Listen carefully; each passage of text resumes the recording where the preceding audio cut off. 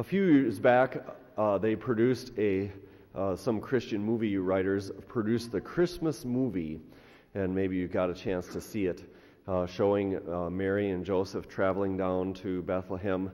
And there's one scene where Jesus is born, they lay him in the manger, and there's Mary sitting behind and Joseph, and the shepherds come in and the sheep, and then the star is shining brightly down, and they just pause on that for like 5 minutes in the scene, and it looks like a Christmas card.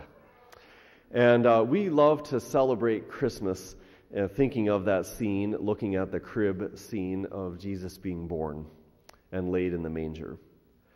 But we know that Jesus coming to earth had to be much more than just that. Mary and Joseph didn't just lay him in the crib and look at him the whole time until he began his public ministry.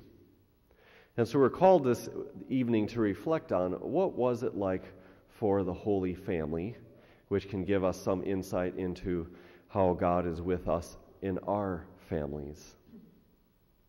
The Holy Family was like a normal family.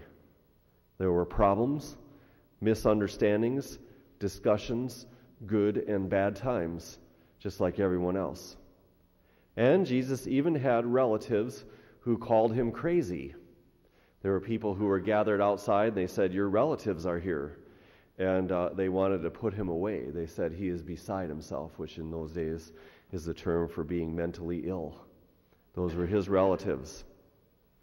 So if that's the family that Jesus had, that means that we shouldn't give up hope of becoming a holy family for our own family.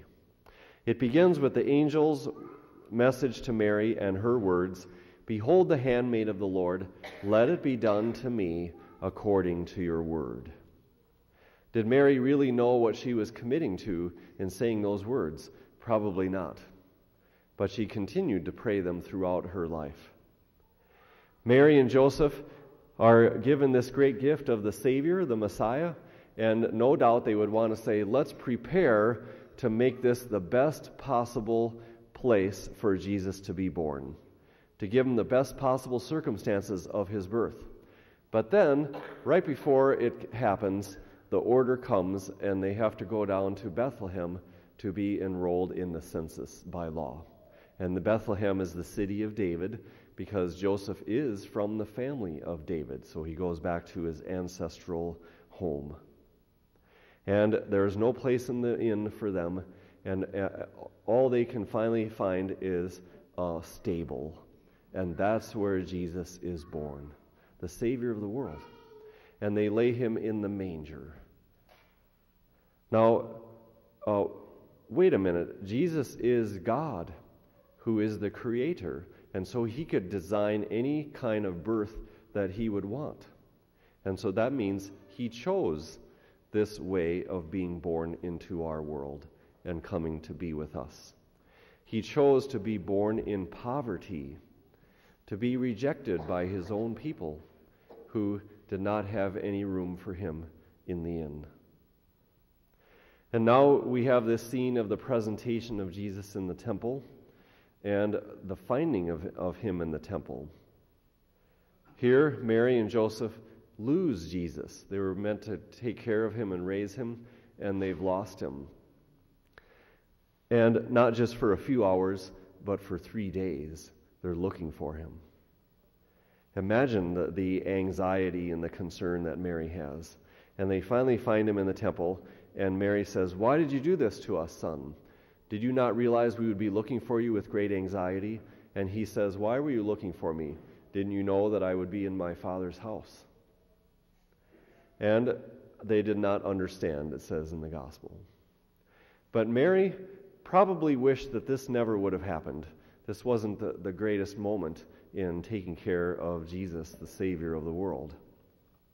But yet, it was all part of God's plan. It says she kept all these things in her heart. She pondered on them. She reflected on them. There were probably many occasions where things didn't go the way that Mary and Joseph thought they should have.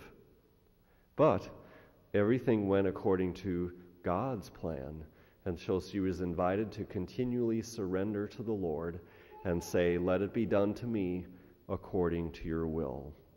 Now, what about in our lives and our families? We try to provide the best we can for our families, but things don't always go the way that we planned. And what is our response? The Lord is inviting us to say, "The Lord is here."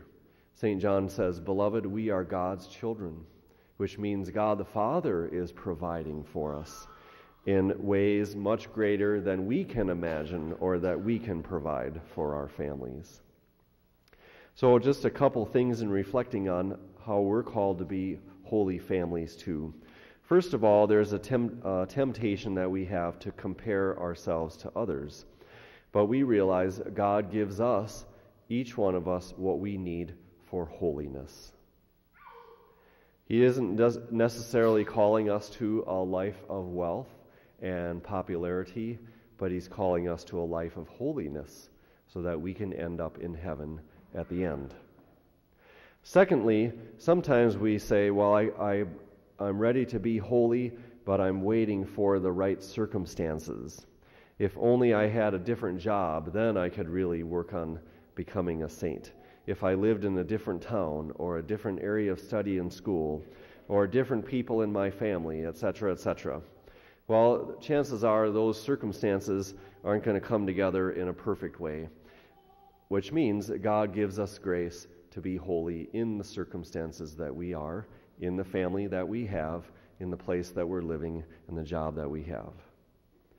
God has given us all that we need for holiness, just as Mary and Joseph, they didn't have a palace for Jesus to be born in, but they had Jesus. They had God with them. So one of the greatest virtues of holiness is humility, letting go of my own will and what others think of me. Lord, I thank you for everything, the good and the bad, because you can bring good from it all. Help me to respond to your call to holiness and your desire to be with me in my family.